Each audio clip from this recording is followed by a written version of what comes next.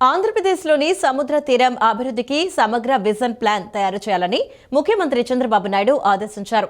ఏపీలో aqua culture అభివృద్ధి చేశామని, రొయ్యలు, చేపల సాగు ఎగుమతుల్లో ఏపీ నెంబర్ 1 స్థానంలో ఉందన్నారు. సీవీడ్ అభివృద్ధి, మార్కెటింగ్ లాంటి అంశాలపై కూడా పరిశీలించాలని ముఖ్యమంత్రి స్పష్టం చేశారు. ఆంధ్రప్రదేశ్లోని సముద్ర తీరం అభివృద్ధికి సమగ్ర విజన్ ప్లాన్ తయారు చేయాలని ముఖ్యమంత్రి చంద్రబాబు నాయుడు ఆదేశించారు. ఆర్థిక కార్యకలాపాల కేంద్రంగా కోస్తాంధ్ర తీరం మారేలా ఈ ప్రణాళికలు ఉండాలని సీఎం సూచించారు. సోమవారం క్యాంపు కార్యాలయంలో సముద్ర తీర అభివృద్ధికి సంబంధించి నిపుణులు, అధికారులతో సీఎం సమావేశమయ్యారు. ఏపీలో ఉన్న 1000 కిలోమీటర్ల సుదీర్ఘ తీర ప్రాంతంలో అభివృద్ధి ప్రాజెక్టులు, పెట్టుబడులు, ఉద్యోగ, ఉపాధి అవకాశాలు, మత్స్యకారులకు కలిగే ప్రయోజనాలపై పూర్తిస్థాయి అధ్యయనం నిర్వహించాలని సీఎం స్పష్టం చేశారు. ప్రస్తుతం ప్రపంచవ్యాప్తంగా బ్లూ ఎకానమీలో భాగంగా సముద్ర ఆర్థిక వ్యవస్థ గురించే చర్చ జరుగుతోందని, అపారమైన వనరుల్ని వెలికితీస్తే విస్తృత ప్రయోజనాలు దక్కే అవకాశం ఉందని ముఖ్యమంత్రి అన్నారు. ఏపీలో ఆక్వా కల్చర్ అభివృద్ధి చేశామని, రొయ్యలు, చేపల సాగు ఎగుమతుల్లో ఏపీ నెంబర్ 1 స్థానంలో ఉందన్నారు. ఆక్వా కల్చర్లో వాల్యూ అడిషన్ జరగాలని ముఖ్యమంత్రి నిర్దేశించారు. దీంతో పాటు ఆక్వా వ్యర్థాలు కాలుష్యకారకంగా మారి పర్యావరణానికి హాని కలిగిస్తున్నాయని అన్నారు. ఈ సవాళ్లను పరిష్కరించేలా పూర్తిస్థాయి అధ్యయనం చేయాలని ముఖ్యమంత్రి సూచించారు. అలాగే మెరైన్ బయోడైవర్సిటీని కాపాడేలా చర్యలు చేపట్టాలని స్పష్టం చేశారు. సముద్రాలతో పాటు తీర ప్రాంతాల్లో దొరికే రేర్ ఎర్త్ మినరల్స్ పై కూడా ఇప్పుడు ప్రత్యేకంగా దృష్టి పెట్టామని, ఆ వనరుల్ని అందిపుచ్చుకోవాలని అన్నారు. తీర ప్రాంత రక్షణపైన ప్రత్యేకంగా దృష్టి పెట్టాల్సిన అవసరం ఉందని ముఖ్యమంత్రి అన్నారు. తుఫాన్ల లాంటి ప్రకృతి వైపరీత్యాలను తట్టుకునేలా సముద్ర తీరాల్లో మాడ అడవులు, తాటి చెట్లు లాంటి 3 అంచెల సహజ రక్షణ కవచం ఏర్పాటు చేసేలా చూడాలని స్పష్టం చేశారు. పర్యావరణ అనుకూల విధానాలతో పాటు పర్యాటకం, ఆర్థిక కార్యకలాపాల కేంద్రంగా సముద్ర తీర ప్రాంతాలు తయారు కావాలని సీఎం దిశానిర్దేశం చేశారు. అలాగే సీవీడ్ అభివృద్ధి, మార్కెటింగ్ లాంటి అంశాలపై కూడా పరిశీలించాలని ముఖ్యమంత్రి స్పష్టం చేశారు. ఈ సమావేశంలో వ్యవసాయ శాఖ ప్రత్యేక ప్రధాన కార్యదర్శి బి రాజశేఖర్, మత్స్యశాఖ కమిషనర్ నాయక్, రైతు సాధికార సంస్థ vice chairman Vijay Kumar, marine diversity సంస్థ ఓఈసీ సంస్థ ప్రతినిధి ఫిలిప్ తదితరులు హాజరయ్యారు. స్థానిక సంస్థల ఎన్నికలు యువ నాయకత్వాన్ని పెంపొందించడానికి సరైన వేదిక అని ఉప ముఖ్యమంత్రి పవన్ కళ్యాణ్ పేర్కొన్నారు. క్షేత్రస్థాయిలో ఉన్న బలమైన నాయకత్వాన్ని, జన సైనికులను, వీర మహిళలను మరియు పార్టీ సభ్యులను పూర్తి స్థాయిలో ఎన్నికల ప్రక్రియలో భాగస్వాములను చేసేందుకు ఒక స్పష్టమైన రూట్ మ్యాప్ను సిద్ధం చేస్తున్నట్లు వెల్లడించారు. రాజమహేంద్రవరంలో జనసేన పార్టీ అధినేత ఉప ముఖ్యమంత్రి పవన్ కళ్యాణ్ స్థానిక సంస్థల ఎన్నికలు మరియు డీలిమిటేషన్ ప్రక్రియపై పార్టీ ఏర్పాటు చేసిన ప్రాంతీయ కమిటీ సభ్యులతో సమావేశమయ్యారు. ఈ సందర్భంగా ఆయన మాట్లాడుతూ స్థానిక సంస్థల ఎన్నికలు యువ నాయకత్వాన్ని పెంపొందించడానికి సరైన వేదిక అని పేర్కొన్నారు.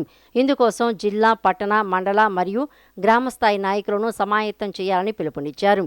క్షేత్రస్థాయిలో ఉన్న బలమైన నాయకత్వాన్ని, జన సైనికులను, వీర మహిళలను మరియు పార్టీ సభ్యులను పూర్తి స్థాయిలో ఎన్నికల ప్రక్రియలో భాగస్వాములను చేసేందుకు ఒక స్పష్టమైన రూట్ మ్యాప్ను సిద్ధం చేస్తున్నట్లు వెల్లడించారు. ముందుగా మున్సిపల్ ఎన్నికలు వచ్చే అవకాశం ఉందని, దీనికి సిద్ధంగా ఉండాలని సూచించారు. వార్డుల పునర్విభజన, రిజర్వేషన్లు మరియు తదుపరి ఎన్నికల ప్రక్రియలో స్థానిక నాయకులు క్రియాశీలక పాత్ర పోషించాలని, అలాగే పార్టీ బలంగా ఉన్న ప్రాంతాలను గుర్తించి నాయకత్వాన్ని సిద్ధం చేయాలని దిశానిర్దేశం చేశారు.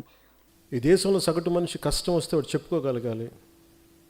ఒక ఎమ్మెల్యే ఉన్నా, ఎంపీ తెలిసినా, నాకు ఒక వార్డు మెంబర్ తెలిసినా తెలియకపోయినా సగటు మనిషి వ్యవస్థలకు నిలబడాలి, వ్యవస్థలు న్యాయం చేయాలి. ఇలాంటి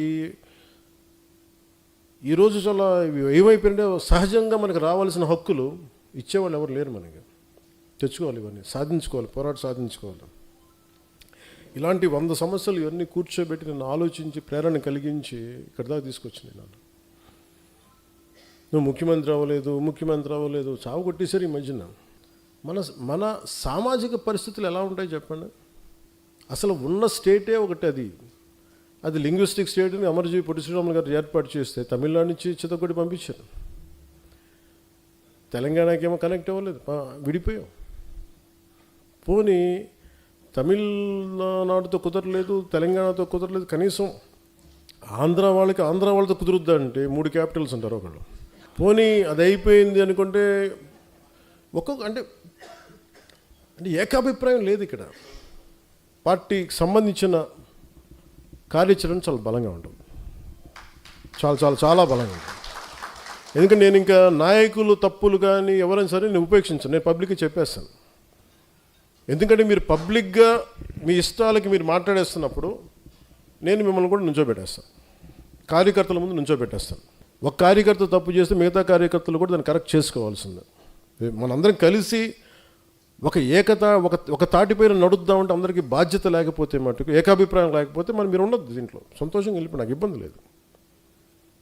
ఒక సైనిక పఠాలంలాగా ముందుకెళ్ళాలంటే అందరూ ఫార్వర్డ్ మార్చి వెళ్తుంటే మీరు బ్యాక్వర్డ్ మార్చి, మీరు సైడ్ వేస్ మార్చి, లేదని బాయినెట్ తీసుకొని పక్కన డొక్కలో పొడుస్తూ ఉంటే మటుకు ఊరుకోం. ఇంకొకళ్ళు అనబోయే ముందు మీ జనసేనలో మీరు ఏకాభిప్రాయంతో ఉన్నారా? ఇంకో పార్టీని అనబోయే ముందు, ఒక అలయన్స్ పార్టీతో మీరు అనబోయే ముందు, జనసేనలో ఉన్న నాకు పదవి రాకపోయినా నీకు పదవి వచ్చింది కదా అందుకు నేను సంతోషపడతాను అనుకునే వాళ్ళు మనల్ని ఎంతమంది ఉన్నారు? విభేదాలు ఉన్నా కానీ there is a structured way to address conflict. విభేదాలని దానికి ఒక సామరస్యపూర్వకమైన విధానం ఉంటుంది, అంతేగాని రోడ్ల మీదకి వచ్చి గయ్యాళ్ళితనంగా మనం కొట్టేసుకొని తిట్టేసుకుంటే మటుకు దానికి పరిష్కారాలు రావు. అమరావతిలో అసెంబ్లీ, హైకోర్టు ఐకానిక్ టవర్స్, అధికారుల నివాసాల నిర్మాణాలు రాత్రింపవళ్లు శరవేగంగా సాగుతున్నాయని మంత్రి నారాయణ వెల్లడించారు. వైసీపీ నేతలు అమరావతి నిర్మాణ వ్యయాల గురించి మాట్లాడేటప్పుడు పూర్తి డేటాతో రావాలని సవాల్ చేశారు. వైసీపీ నేతలు ఇవే అర్థం లేని ఆరోపణలు కొనసాగిస్తే ప్రజలు ఇప్పటికే వారిని తిరస్కరించారని, రాబోయే రోజుల్లో ఆ పార్టీ మరింత దెబ్బతినటం ఖాయమని హెచ్చరించారు. అమరావతి నిర్మాణ పనులపై వైసీపీ నేతలు చేస్తున్న విమర్శలను మంత్రి నారాయణ తీవ్రంగా ఖండించారు. వారు తెలంగాణ సచివాలయం, పార్లమెంటు నిర్మాణ వ్యయాల గురించి తప్పుడు లెక్కలతో ప్రజలను తప్పుదోవ పట్టిస్తున్నారని ఆయన ఆగ్రహం వ్యక్తం చేశారు. ఈ సందర్భంగా మంత్రి మాట్లాడుతూ అమరావతిలో అసెంబ్లీ, హైకోర్టు ఐకానిక్ టవర్స్, అధికారుల నివాసాల నిర్మాణాలు రాత్రింబవళ్లు శరవేగంగా సాగుతున్నాయని, ముఖ్యంగా ఐఏఎస్ అధికారుల కోసం నిర్మిస్తున్న 6 టవర్లలో మెజారిటీ పనులు పూర్తయ్యాయని, జూన్ నుండి దశల వారీగా వాటిని జీఏడీకి అప్పగిస్తామని స్పష్టం చేశారు. రాజధాని కోసం భూములిచ్చిన 30,760 మంది రైతులకు గాను ఇప్పటికే 30,079 మందికి ప్లాట్ల కేటాయింపు జరిగిందని, కేవలం 681 మంది రైతులకు సంబంధించి స్వల్పంగా భూముల కేటాయింపు పెండింగ్లో ఉందని వివరించారు. ఇప్పటి వరకు 63,342 ప్లాట్ల రిజిస్ట్రేషన్లు పూర్తయ్యాయని, మిగిలినవి కూడా త్వరలో పూర్తి చేస్తామని పేర్కొన్నారు. నిర్మాణ వ్యయాల గురించి మాట్లాడేటప్పుడు పూర్తి డేటాతో రావాలని సవాల్ విసిరిన మంత్రి హైదరాబాద్ సచివాలయం చదరపు అడుగుకు 13,768, పార్లమెంటు చదరపు అడుగుకు 16,916 రూపాయలు ఖర్చు కాగా, అమరావతి ఐకానిక్ టవర్లకు చదరపు అడుగుకు 15,000 రూపాయల నుంచి 16,000 రూపాయలు మాత్రమే ఖర్చవుతోందని స్పష్టం చేశారు. అమరావతి పూర్తయితే భవిష్యత్తులో సంవత్సరానికి 12,000 కోట్ల ఆదాయం వస్తుందని, మిగిలిన 5,000 ఎకరాల భూమితో అప్పులను కూడా తీర్చుతామని ఆయన ధీమా వ్యక్తం చేశారు. వైసీపీ నేతలు ఇవే అర్థం లేని ఆరోపణలు కొనసాగిస్తే ప్రజలు ఇప్పటికే వారిని తిరస్కరించారని, రాబోయే రోజుల్లో ఆ పార్టీ మరింత దెబ్బతినడం ఖాయమని హెచ్చరించారు. ప్రజలు అంత తెలివి తక్కువ కాదండి, మీరు చెప్తే నమ్మటానికి. వాళ్ళు వస్తుండారు, కళ్ళతో చూస్తుండారు, చెవులతో వింటున్నారు. మీ ఇష్టం వచ్చినట్టు మాట్లాడక ఏది ఏమైనా ఒకటే చెప్తున్నాను. అమరావతి రాజధాని మీరు ఎన్ని మాటలు నేను చేసినా వన్ ఆఫ్ ది బెస్ట్ రాజధాని, ప్రపంచంలో టాప్ 5 అవుద్ది. ఇక్కడ 5,000 ఎకరాలు ల్యాండ్ పుల్లింగ్ చేసినప్పుడే ఒక మాస్టర్ ప్లాన్గా ఫైనాన్షియల్ ప్లాన్ చేశాం. గౌరవ ముఖ్యమంత్రి గారు చాలా క్లారిటీ ఇచ్చారు. ఈ ప్రాజెక్టులో ఖర్చు పెట్టే ప్రతి పైసా ఈ ప్రాజెక్టు ద్వారానే రావాలి. ఆ విధంగా ఏం చేయమంటే ఆ రోజు 34,000 ఎకరాల్లో రోడ్లు, డ్రైన్స్, వాటరు, అదేవిధంగా కొన్ని ఇన్స్టిట్యూషన్స్కి అలాట్ చేయగా 5,000 ఎకరాలు మిగిలేటట్టుగా ఇదంతా డెవలప్ అయిన తర్వాత ఒక 3-4 years తర్వాత ఆ ల్యాండ్ని ఆక్షన్ వేసి అమ్మితే ఏదైతే మేము అప్పులు తెస్తున్నామో అవన్నీ తీరేటట్టుగా చాలా పక్కాగా చేసాం. 5,000 ఎకరాలు, అది కూడా ఇది డెవలప్డ్ ల్యాండ్. అంటే దానికి మళ్ళీ రోడ్లు, డ్రైన్స్ ఉండవు, అన్నీ అయిపోగా మిగిలిన ల్యాండ్, అలాంటి ల్యాండ్ని పెట్టున్నాం. కాబట్టి మీరు ఇంత కోట్లు చేస్తున్నారు, లక్షల కోట్లు, 2 లక్షల కోట్లు అంటారు. మేము ఇచ్చింది 54,000 కోట్లకండి టెండరు ఆల్మోస్ట్. ఇంకా మహా ఉంటే మాకు ఇంకొక 10,000 కోట్లది ఉంటుంది మ్యాక్సిమం. కాబట్టి 2 లక్షల కోట్లు. ఎప్పుడైనా క్యాపిటల్ సిటీ అంటే ఇట్ ఈస్ ఏ కంటిన్యూస్. ఈరోజు హైదరాబాద్ ఇంకా డెవలప్ అవుతుంది.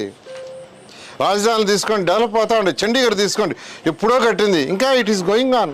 బట్ బేసిక్ ఇన్ఫ్రాస్ట్రక్చర్ ప్రజలు ఇక్కడ వచ్చి ఇల్లు కట్టుకోవాలన్నా, ఒక ఇండస్ట్రీ పెట్టాలన్నా, ఒక హాస్పిటల్ అయినా, ఒక స్కూల్ అయినా, ఇవి పెట్టాలంటే బేసిక్ ఇన్ఫ్రాస్ట్రక్చర్ అనేటి రోడ్లు, drains, storm water, సివరేజీ, drinking water, electrical ఇవి ఇవ్వాలి. ఆ వర్క్ ఇప్పుడు జరుగుతుంది.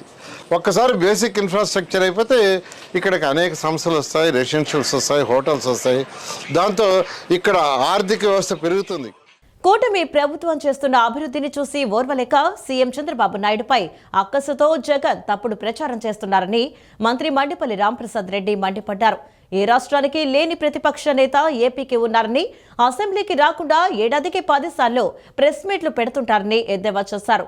జగన్ తాత తండ్రి మరణాలకు సీఎం చంద్రబాబుకు సంబంధమేమిటో చెప్పాలని నిలదీశారు. చల్లని రూపాయిగా మారిన జగన్ను ప్రజలు విశ్వసించే పరిస్థితి లేదని మంత్రి మండిపల్లి రాంప్రసాద్ రెడ్డి అన్నారు.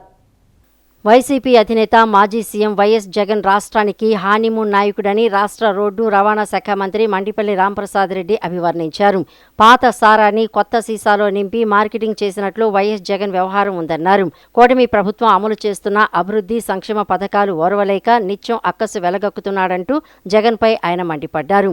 సోమవారం రాజధాని అమరావతిలో మంత్రి రాంప్రసాద్ రెడ్డి మాట్లాడుతూ విజయలక్ష్మి మినరల్స్తో మైనింగ్ దోపిడీ ప్రారంభించి Bharathi cements, Sandur power work విస్తరించారని వివరించారు. దోపిడీ, బెదిరింపులు, మోసం చేసి సంపాదించిన నగదును రాజకీయాల్లో పెట్టి ఎదిగారని చెప్పారు. బలపనూరు నుంచి ప్రారంభమైన వైఎస్ కుటుంబ ప్రస్థానం లక్షల కోట్ల అవినీతి సామ్రాజ్యంగా విస్తరించిందని రవాణా శాఖ మంత్రి పేర్కొన్నారు. చెల్లని రూపాయిగా మారిన వైఎస్ జగన్ను ప్రజలు విశ్వసించే పరిస్థితి లేదన్నారు. జగన్తో పాటు ఆ పార్టీకి చెందిన ఎమ్మెల్యేలంతా అసెంబ్లీకి వచ్చి మంచి సలహాలు ఇస్తే వాటిని స్వీకరించేందుకు ప్రభుత్వం సిద్ధంగా ఉందని స్పష్టం చేశారు. ఊళ్ళో పెళ్లికి కుక్కల హడాబుడి అనే రీతిలో మహానాడు ప్రారంభం రోజు వైసీపీ రాష్ట్ర కార్యవర్గ సమావేశం ఏర్పాటు చేసిందని వ్యంగ్యంగా అన్నారు. వైఎస్ జగన్ నిర్వహించే ఈ కార్యక్రమం మహానాడుకు దిష్టిచుక్క లాంటిదని మంత్రి రాంప్రసాద్ రెడ్డి పేర్కొన్నారు. గతంలో జరిగిన హత్యలకు తెలుగుదేశం పార్టీకి మా నాయకత్వానికి ఏ విధమైన సంబంధాలు ఉన్నాయని మేము అడుగుతున్నాం. జగన్మోహన్ రెడ్డి కుటుంబం యొక్క ప్రస్థానం మనందరికీ తెలుసు. బలపనూరు నుంచి వాళ్ళ ప్రస్థానం మొదలుపెట్టి వాళ్ళ తండ్రి గారు ఆయన ఈరోజు ఆంధ్ర రాష్ట్ర ముఖ్యమంత్రులుగా పనిచేయడం జరిగింది. ఆ రోజు మీ పరిస్థితి ఏంటి, ఈరోజు మీ పరిస్థితి ఏంటి? ఈరోజు 1,00,000 కోట్ల ఆసామి మీరు.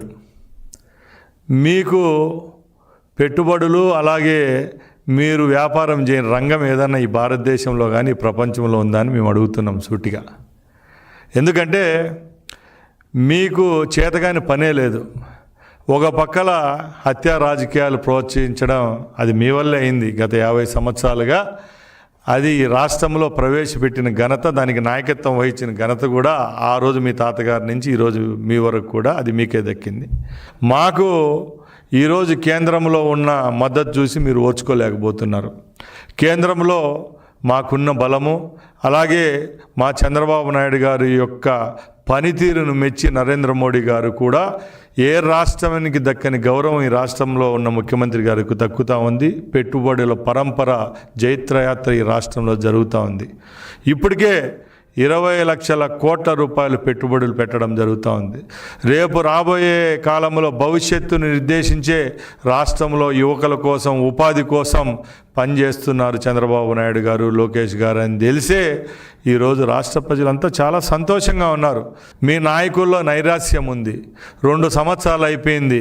ఎక్కడ ఒక 20,000 మందితో మీటింగ్ పెట్టిన పరిస్థితి ఎక్కడన్నా ఉందా అని నేను అడుగుతున్నా. గతంలో ప్రతిపక్షంలో ఉండే పార్టీలు వందలాది వేలాది సమీక్షలు నిర్వహించేసి కార్యకర్తల మీటింగులు జరిగేటి ఎక్కడా లేదు. ఆ రోజు ప్రజాధనం పెట్టి మీరు లక్షల మందిని తోలుకొని ఆ రోజు మీటింగులు పెట్టే పరిస్థితి ఈరోజు ఎందుకు లేదని అడుగుతున్నా. విజయవాడ పోలీస్ కమిషనరేట్ కార్యాలయంలో ఎన్టీఆర్ పోలీస్ కాకి స్టూడియో అనే వినూత్న కార్యక్రమాన్ని పోలీస్ కమిషనర్ ఎస్వి రాజశేఖర్ బాబు ప్రారంభించారు. సాంకేతికత ముసుగులో సైబర్ నేరగాళ్లు రోజుకో రకమైన మోసాలకు పాల్పడుతున్న తరుణంలో నేరం జరిగిన తర్వాత స్పందించడం కంటే ముందే ప్రజలను అప్రమత్తం చేయడమే లక్ష్యంగా ఈ స్టూడియోను ఏర్పాటు చేశారు. ఈ సందర్భంగా రాజశేఖర్ బాబు మాట్లాడుతూ సమాజంలో సైబర్ భద్రత, మహిళలు మరియు పిల్లల రక్షణతో పాటు రోడ్డు భద్రతపై ప్రజల్లో బాధ్యతాయుతమైన అవగాహన కల్పించడమే ఈ కార్యక్రమ ముఖ్య ఉద్దేశమని తెలిపారు. పోలీసింగ్లో సాంకేతికతను జోడించి నేరాలను అరికట్టే దిశగా ఇది విప్లవాత్మక అడుగు అని ఆయన పేర్కొన్నారు. ఈ స్టూడియో అనేది one of the strategy. Cyber crime ను నిరోధించాలంటే అవేర్నెస్ తప్ప వేరే మార్గం లేదనేది నా అభిప్రాయం. ఎందుకంటే దీన్ని అవేర్నెస్ అని కొట్టాలి. అవేర్నెస్ అనేది కొన్ని లక్షల కోట్ల వీడియోలు వస్తుంటది. పోలీస్ వైపు నుంచి వెళ్లే ఒక మెసేజ్ ని ఖచ్చితంగా చదవాలా, ఖచ్చితంగా చూడాలా అన్న ఉత్సుకత ప్రజల్లో తీసుకురావాల్సిన. నగరంలోని ఎస్ఎస్ కన్వెన్షన్లో మే 26 నుండి 28 వరకు 3 రోజుల పాటు కనెక్ట్ ఏపీ 5వ ఎక్స్పో అండ్ టెక్ సెమినార్స్ 2026 జరగనుందని నిర్వాహకులు కృష్ణ బండారు వెల్లడించారు. ఈ ప్రదర్శనను మంత్రి బీసీ జనార్దన్ రెడ్డి, విజయవాడ ఎంపీ కేశినేని శివనాథ్, స్థానిక ఎమ్మెల్యే గద్దె రామ్మోహన్ రావు ప్రారంభిస్తారని తెలిపారు. యువ పారిశ్రామికవేత్తలకు మరియు స్టార్టప్ కంపెనీలకు ఇది ఒక గొప్ప అవకాశమని, ఈ ఎగ్జిబిషన్ను యువత, కేబుల్ ఆపరేటర్లు మరియు సాంకేతిక ప్రియులు సద్వినియోగం చేసుకోవాలని నిర్వాహకులు కోరారు. విజయవాడలోని ఎస్ఎస్ కన్వెన్షన్లో మే 26 నుండి 28 వరకు 3 రోజుల పాటు కనెక్ట్ ఏపీ 5వ ఎక్స్పో అండ్ టెక్ సెమినార్స్ 2026 ఘనంగా జరగనుంది. ఈ కార్యక్రమ వివరాలను నిర్వాహకులు కృష్ణ బండారు, ఎఫ్ఓఎఫ్ జనరల్ సెక్రటరీ బోయపాటి వెంకట శివరామ ప్రసాద్ మరియు కేబుల్ ఆపరేటర్ వెల్ఫేర్ అసోసియేషన్ ప్రధాన కార్యదర్శి శ్రీనివాస్ విలేకరుల సమావేశంలో వెల్లడించారు. ఈ ఎక్స్పోను ఐటీ శాఖ మంత్రి బీసీ జనార్దన్ రెడ్డి, విజయవాడ ఎంపీ కేశినేని శివనాథ్ చిన్ని మరియు స్థానిక ఎమ్మెల్యే గద్దె రామ్మోహన్ రావు ప్రారంభించనున్నట్లు తెలిపారు. ఈ ప్రదర్శనలో telecom, cable, internet, solar, CCTV మరియు ఐఓటీ రంగాలకు చెందిన అత్యాధునిక సాఫ్ట్వేర్ మరియు యంత్ర పరికరాలను ప్రదర్శించనున్నారు. ముఖ్యంగా యువ పారిశ్రామికవేత్తలకు, స్టార్టప్ కంపెనీలకు ఉపయోగపడేలా డీలర్షిప్లు, ఫ్రాంచైజీలు పొందే అవకాశం కల్పించడంతో పాటు నిపుణులచే ఉచిత టెక్నికల్ సెమినార్లు నిర్వహించనున్నామని వెల్లడించారు. ఏపీని డ్రోన్ హబ్గా మార్చాలన్న ప్రభుత్వ లక్ష్యానికి అనుగుణంగా ఇక్కడ ప్రత్యేకంగా అగ్రికల్చర్ డ్రోన్లను కూడా ప్రదర్శించనున్నట్లు తెలిపారు.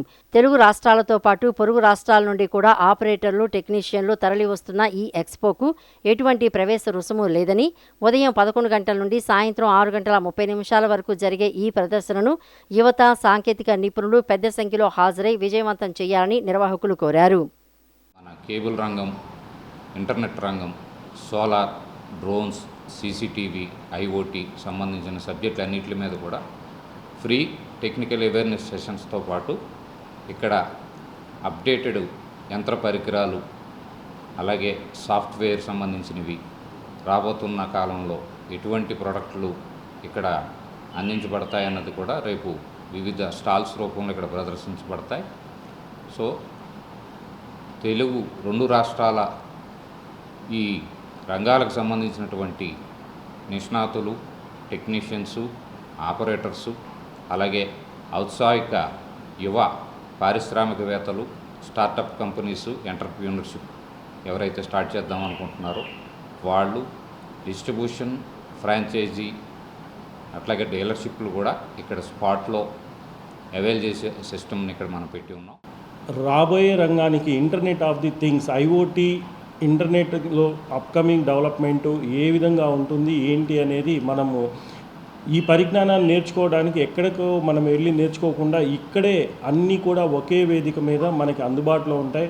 ఇక్కడ జరగబోయే సెమినార్స్లో మనం అవగాహన పెంచుకొని మన వ్యాపారంతో ముడిపడి ఉన్న రంగాల్లో అదనపు ఆదాయం సమకూర్చుకునే విధంగా ఈ కనెక్ట్ ఏపీ నిర్వాహకులు నిర్వహించడం జరుగుతుంది. కాబట్టి తెలుగు రాష్ట్రాలే కాకుండా కర్ణాటక నుండి కూడా కొంతమంది మిత్రులు ప్రతి సంవత్సరం విజిట్ చేస్తారు.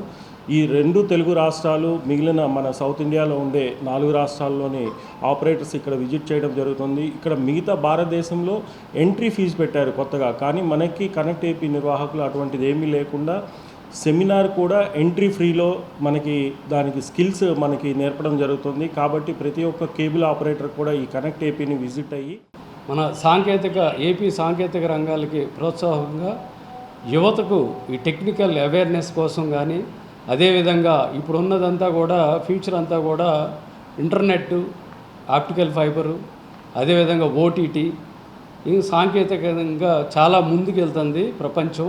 ఈ ప్రపంచంలో ఉన్న అన్ని దేశాలకి మనం వెళ్ళలేం కాబట్టి ఆ ఉన్న టెక్నాలజీ అంతా కూడా ఒకే చోట సమకూర్చి ఇక్కడ ఎస్ఎస్ కన్వెన్షన్ విజయవాడలో ఏర్పాటు చేయడం జరిగింది. ఇది 3 రోజుల పాటు జరుగుతుంది. మే 26, 27, 28 మార్నింగ్ 11కి స్టార్ట్ అయ్యి ఈవినింగ్ 6:30 దాకా ఉంటుంది. కాబట్టి ఈ యొక్క టెక్నికల్ దీన్ని అందరూ కూడా, యువత అందరూ కూడా దీన్ని వినియోగించుకోవాలి. అదేవిధంగా ఇక్కడికి రావటం వల్ల ఏమవుతుందంటే టెక్నికల్గా ఎంత అడ్వాన్స్డ్గా ఉంది, మనకి అనేది మొత్తం అర్థమవుతుంది. అదేవిధంగా రేపు మన డ్రోన్స్ కూడా ఇక్కడ డిస్ప్లే పెట్టడం జరుగుతుంది. ఎందుకంటే అగ్రికల్చర్ డ్రోన్స్, ఎందుకంటే బాబు గారు ఈ మధ్యన చెప్పారు కదా, డ్రోన్స్ అంటే ఏపీనే గుర్తు రావాలి, మ్యానుఫ్యాక్చరింగ్ అంతా కూడా ఏపీలోనే డ్రోన్స్ని మనం బాగా డెవలప్ చేస్తున్నామని చెప్పారు. కాబట్టి యువత అందరూ కూడా ఇక్కడికి వచ్చి ఈ యొక్క ఎగ్జిబిషను, ఎందుకంటే ఎంట్రీ కూడా ఫ్రీ ఎంట్రీ, ఇది అందరూ కూడా ఈ యొక్క ఎగ్జిబిషన్ని సందర్శించాలని. ఆదివారం సాయంత్రం విజయవాడలో అకస్మాత్తుగా వీచిన గాలివాన వల్ల నష్టపోయిన ఇళ్ల బాధితులకు ప్రభుత్వం నుంచి నష్టపరిహారం అందేలా చేయటమే కాకుండా తాను వ్యక్తిగతంగా కూడా అండగా ఉంటానని తూర్పు నియోజకవర్గ ఎమ్మెల్యే గద్దె రామ్మోహన్ బాధితులకు భరోసా కల్పించారు. నిత్యావసరాలను వెంటనే అందజేసేలా ఎమ్మెల్యే గద్దె రామ్మోహన్ తన సిబ్బందిని ఆదేశించారు. ఆదివారం సాయంత్రం విజయవాడలో అకస్మాత్తుగా వీచిన గాలి వాన వల్ల నష్టపోయిన ఇళ్ల బాధితులకు ప్రభుత్వం నుంచి నష్టపరిహారం అందేలా చేయటమే కాకుండా తాను వ్యక్తిగతంగా కూడా అండగా ఉంటానని తూర్పు నియోజకవర్గ ఎమ్మెల్యే గద్దె రామ్మోహన్ బాధితులకు భరోసా కల్పించారు. తూర్పు నియోజకవర్గ పరిధిలోని 5వ డివిజన్ పరిధిలోని క్రీస్తురాజపురం నవతా బోస్ గారి ఇంటి వెనుక ప్రాంతంలో ఆదివారం సాయంత్రం కురిసిన వాన, వీచిన ఈదురుగాలులకు దెబ్బతిన్న ఇళ్లను తూర్పు నియోజకవర్గ ఎమ్మెల్యే గద్దె రామ్మోహన్ నిన్న పరిశీలించారు. ఈ సందర్భంగా ఎమ్మెల్యే గద్దె రామ్మోహన్ మాట్లాడుతూ గాలివాన వల్ల దెబ్బతిన్న కుటుంబాలకు తాను అండగా ఉంటానని చెప్పారు. ఈ ప్రాంతాన్ని రెవెన్యూ అధికారులు పరిశీలించి త్వరగా ప్రభుత్వ పరంగా నష్టపరిహారం అందజేసేలా చర్యలు తీసుకుంటానని చెప్పారు. ప్రభుత్వ పరంగా అందే పరిహారంతో పాటు తాను కూడా వ్యక్తిగతంగా బాధితులకు అండగా ఉంటానని ఎమ్మెల్యే గద్దె రామ్మోహన్ చెప్పారు. నిత్యావసరాలను వెంటనే అందజేసేలా ఎమ్మెల్యే గద్దె రామ్మోహన్ తన సిబ్బందిని ఆదేశించారు. కూటమి ప్రభుత్వం అధికారంలోకి వచ్చిన 2 ఏళ్లలోనే అన్ని రంగాల్లో వైఫల్యం చెందిందని మాజీ మంత్రి వైఎస్ఆర్సీపీ నేత పేర్ని నాని మండిపడ్డారు. ముఖ్యంగా మెగా డిఎస్సీని దగా డిఎస్సీగా అభివర్ణిస్తూ మెరిట్ జాబితా ప్రకటించకుండా పరీక్షలు నిర్వహించడం వెనుక పెద్ద స్కామ్ ఉందని ఆరోపించారు.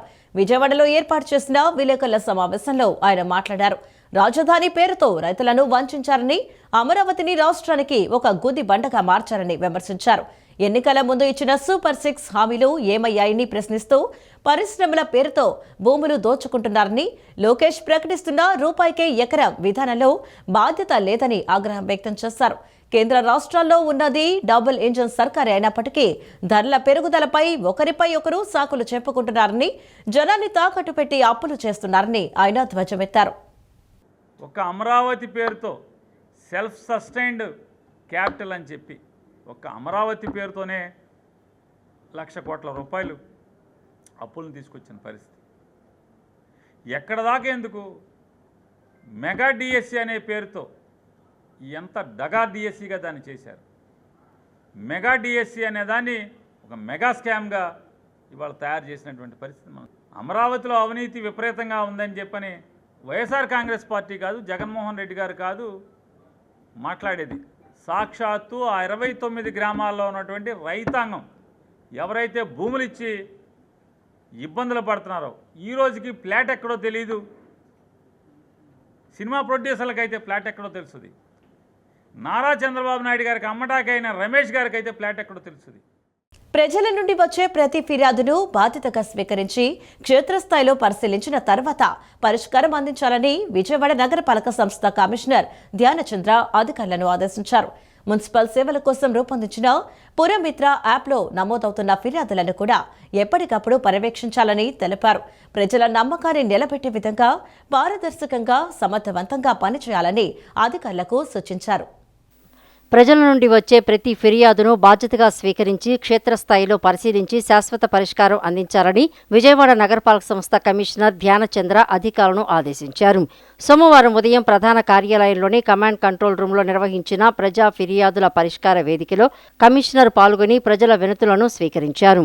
ప్రధాన కార్యాలయంతో పాటు జోనల్ కార్యాలయంలో నిర్వహించిన ప్రజా ఫిర్యాదుల కార్యక్రమాలను వీడియో కాన్ఫరెన్స్ ద్వారా సమీక్షించిన కమిషనర్ గతంలో వచ్చిన ఫిర్యాదుల పరిష్కార స్థితిని శాఖాధిపతులతో చర్చించారు.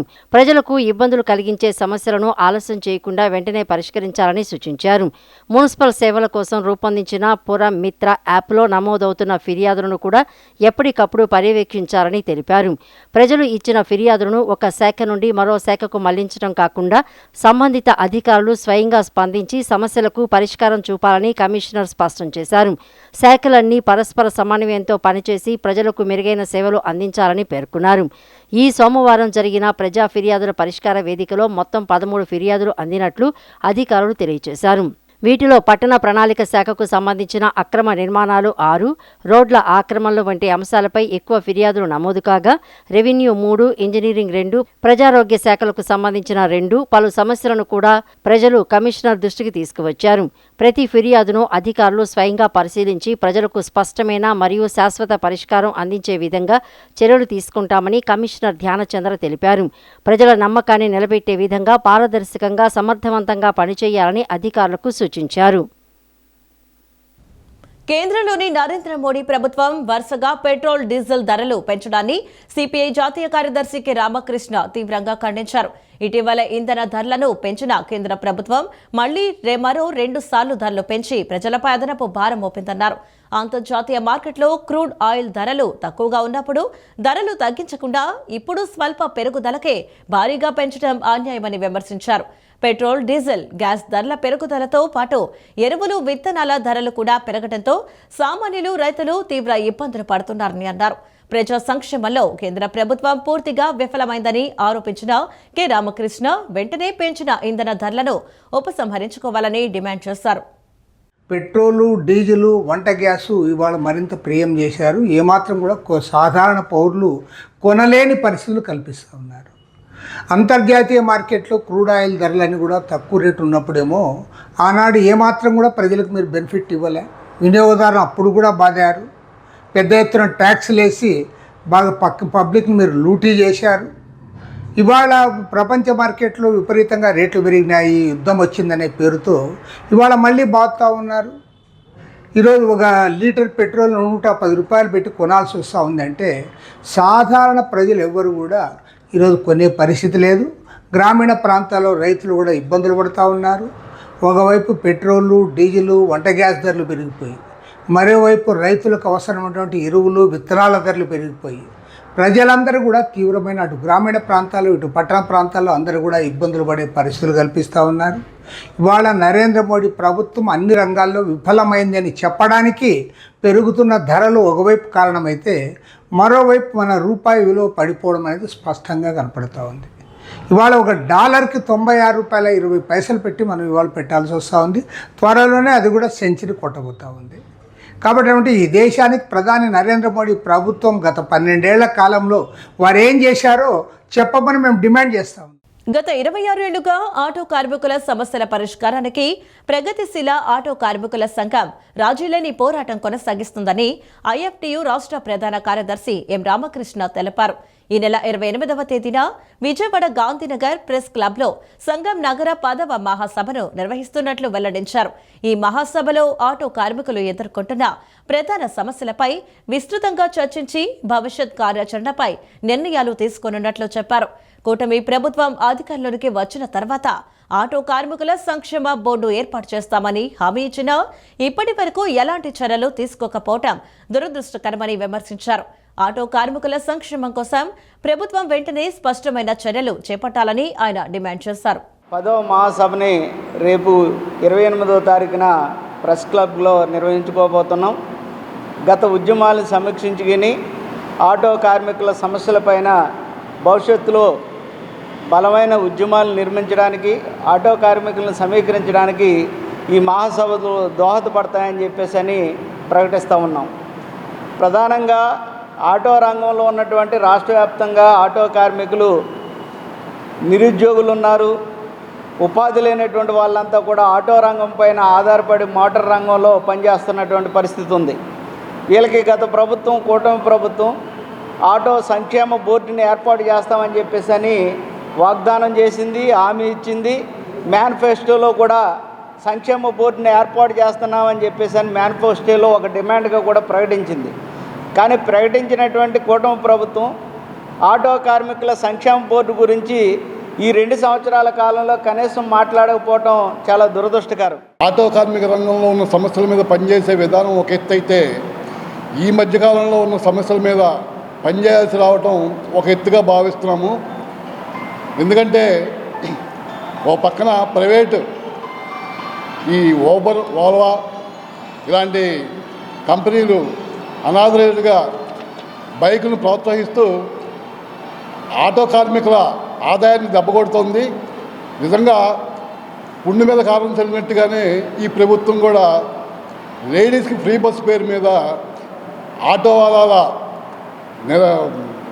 ఆదాయాన్ని దెబ్బకొట్టే విధంగా ఆడవాళ్ళకు ఫ్రీ బస్ అని పెట్టి ఆటో కార్మికుల పొట్ట మీద కొట్టడం జరిగింది. ఒకరికి న్యాయం చేస్తే 100 మందికి పొట్ట మీద కొట్టడం అనేది ఏ రకమైనటువంటి కర్తవ్యమో వాళ్ళకే అర్థం కావాలి. అదే క్రమంలో ఈ రోజున ఇరాన్ ఇజ్రాయెల్ యుద్ధాన్ని బూచిగా చూపి గ్యాసు పెట్రోల్ డీజిల్ ధరలు విపరీతంగా పెంచేస్తున్నారు. ఓ పక్కన ఆటో కార్మికులు కిరాయిలు లేక ఇబ్బంది పడుతుంటే సిఎన్జి గ్యాస్ పెంచడం వలన వాళ్ళకు వచ్చే ఆదాయం ఎంత, వాళ్ళ పరిస్థితి ఏంటి, దానికి వాళ్ళు ఆటోకి కిస్తీలు కట్టుకోవాలి, ఆ గ్యాస్ కొట్టించుకోవాలా, కుటుంబాన్ని నడిపించుకోవాలా, ఇంటి అద్దె కట్టాలా, పిల్లల్ని చదివించుకోవాలా, ఎట్లా బతకాలి అని. రాష్ట్రంలో ఎండల తీవ్రత రికార్డు స్థాయికి చేరింది. నిన్న కృష్ణా జిల్లా కంకిపాడు, పెనమలూరు గరిష్ట ఉష్ణోగ్రతలు 48.1 డిగ్రీలు, బాపట్ల జిల్లా కూచినపూడిలో 46.4 డిగ్రీలు నమోదైనట్లు వాతావరణ శాఖ అధికారులు పేర్కొన్నారు. ఎండ తీవ్రత దృష్ట్యా ప్రజలు అప్రమత్తంగా ఉండాలని సూచించారు. రాష్ట్రంలో ఎండల తీవ్రత రికార్డు స్థాయికి చేరింది. సోమవారం కూడా ఉష్ణోగ్రతలు గరిష్ట స్థాయిలో నమోదయ్యాయి. శనివారం వరకు ఈ తీవ్రత కొనసాగే అవకాశం ఉన్నందున ప్రజలంతా అప్రమత్తంగా ఉండాలని రాష్ట్ర విపత్తుల నిర్వహణ సంస్థ మేనేజింగ్ డైరెక్టర్ ప్రఖర్ జైన్ సూచించారు. వీలైనంత వరకు ఉదయం 11 గంటల నుంచి సాయంత్రం 4 గంటల మధ్య ప్రయాణాలు వాయిదా వేసుకోవాలని సూచించారు. అత్యవసర ప్రయాణాల్లో తప్పనిసరిగా మంచినీరు వెంట తీసుకుని వెళ్లాలన్నారు. నిన్న కృష్ణా జిల్లా కంకిపాడు, పెనమలూరు గరిష్ట ఉష్ణోగ్రతలు 48.1 డిగ్రీలు, బాపట్ల జిల్లా కూచినపూడిలో 46.4 డిగ్రీలు నమోదైనట్లు పేర్కొన్నారు. 14 జిల్లాల పరిధిలోని 115 మండలాల్లో 44 డిగ్రీలకు పైగా ఉష్ణోగ్రతలు రికార్డయ్యాయని ఆయన వెల్లడించారు. ఇందులో ముఖ్యంగా పల్నాడు 20, కృష్ణా 18, బాపట్ల 17, ఏలూరు 13, ఎన్టీఆర్ 13, గుంటూరు 11 మండలాల్లో ఎండ ఉధృతి ఎక్కువగా చూపించిందన్నారు. మంగళవారం 26 మండలాల్లో తీవ్ర వడగాల్పులు, 137 మండలాల్లో వడగాల్పులు, 137 మండలాల్లో వడగాల్పులు, బుధవారం 176 మండలాల్లో వడగాల్పులు తీవ్ర ప్రభావం చూపే అవకాశం ఉందని తెలిపారు. ఏలూరు, కృష్ణా, ఎన్టీఆర్, గుంటూరు, పల్నాడు, బాపట్ల, మార్కాపురం, ప్రకాశం జిల్లాల్లోని కొన్ని ప్రాంతాల్లో 45, 46 డిగ్రీల వరకు ఉష్ణోగ్రతలు నమోదయ్యే అవకాశం ఉందని తెలియజేశారు. విజయనగరం, పార్వతీపురం, మన్యం, అల్లూరి సీతారామరాజు, పోలవరం, కాకినాడ, కోనసీమ, తూర్పుగోదావరి, పశ్చిమ గోదావరి, నెల్లూరు జిల్లాల్లోని కొన్ని ప్రాంతాల్లో గరిష్ట ఉష్ణోగ్రతలు 42 నుంచి 44 డిగ్రీల వరకు నమోదయ్యే అవకాశం ఉంటుందని అన్నారు.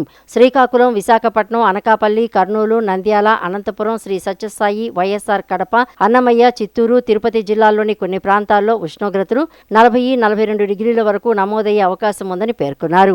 మరోవైపు ద్రోణి ప్రభావంతో పల్నాడు, మార్కాపురం, కర్నూలు, నంద్యాల, అనంతపురం, శ్రీ సత్యసాయి, కడప, అన్నమయ్య, చిత్తూరు జిల్లాల్లో అక్కడక్కడ పిడుగులతో కూడిన తేలికపాటి నుంచి మోస్తరు వర్షాలు కురిసే అవకాశం ఉందని అన్నారు.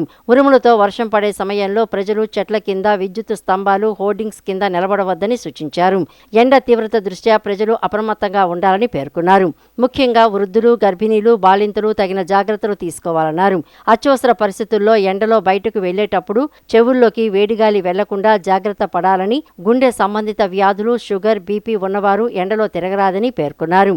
నిమ్మకాయ నీరు, మజ్జిగ, కొబ్బరి నీరు, మంచినీరు ఎక్కువగా తీసుకోవాలని సూచించారు.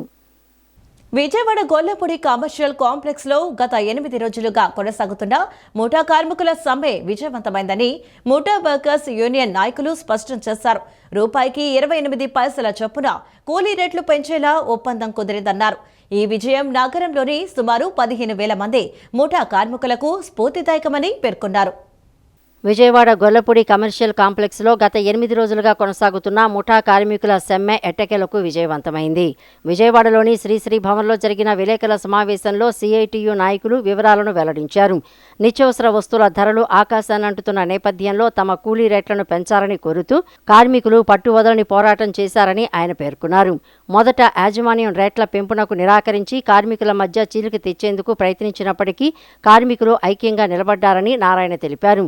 చివరికి యజమానుల సంఘం ప్రతినిధులు నాగేశ్వరరావు, కాసా నారాయణ మరియు పెద్ద మనుషుల సమక్షంలో జరిగిన చర్చలు సఫలమయ్యాయని అన్నారు.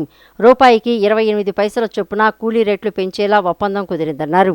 ఈ విజయం నగరంలోని సుమారు 15,000 మంది ముఠా కార్మికులకు స్ఫూర్తిదాయకమని, భవిష్యత్తులో కూడా కార్మికుల హక్కుల కోసం సిఐటియు అండగా ఉంటుందని నాయకులు స్పష్టం చేశారు. విజయవాడలో దాదాపు 15,000 మంది ముఠా కార్మికులు ఉన్నారు. వాళ్ళ విజయం వాస్తవంగా లెక్కేసుకుంటే విజయవాడ అన్ని రంగాల్లో చేసే ముఠా కార్మికులు కూడా వాళ్ళకి మద్దతుగా రోజు రావటం, ప్రదర్శనలు పాల్గొనడం, వాళ్ళకి మద్దతుగా ప్రకటనలు చేయటం ఇవన్నీ కూడా 8 రోజుల పాటు జరిగినాయి.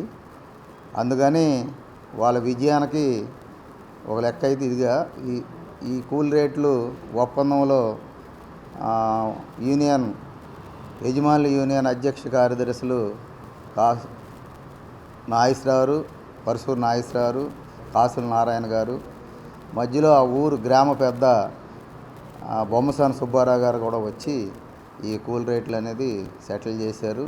8 రోజుల పాటు సమ్మె చేసి ఈరోజు ముఠా కార్మికుల కూల్ రేట్ హక్కులను సాధించుకోవడం అనేది జరిగింది. ఒకసారి కాదు, పదే యాజమాన్యానికి కోరిన యాజమాన్యం నిర్లక్ష్యం చేసింది. ఎట్టకేలకి కూలి రేట్లు పెంచే చర్యలు యాజమాన్యం చేపట్టట్లేదని కార్మికులంతా గత 8 రోజులుగా సమ్మెలోకి దిగారు. సమ్మెను విచ్ఛిన్నం చేయడానికి, సమ్మెలో కార్మిక వర్గాన్ని చీల్చడానికి, సమ్మెను నాశనం చేసి కార్మిక వర్గానికి సంఘాలు లేకుండా చేయడానికి కూడా అనేక శక్తులు అక్కడ పనిచేసినాయి. ఆ శక్తులకి యాజమాన్యాలు కూడా సహకరించినాయి.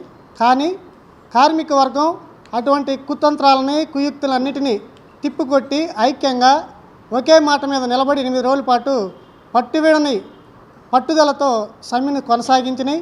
ఈ మండు టెండల్లో, వడగాల్పుల్లో కార్మిక వర్గం వీధుల వెంట నిలబడి వాళ్ళ పని హక్కును కాపాడుకుంటూ సమ్మెను కొనసాగిస్తూ ఎట్టకేలకి యాజమాన్యాన్ని దారిలోకి తీసుకొచ్చినాయి. ఈ వార్తలు ఇంతటితో సమాప్తం. నమస్కారం.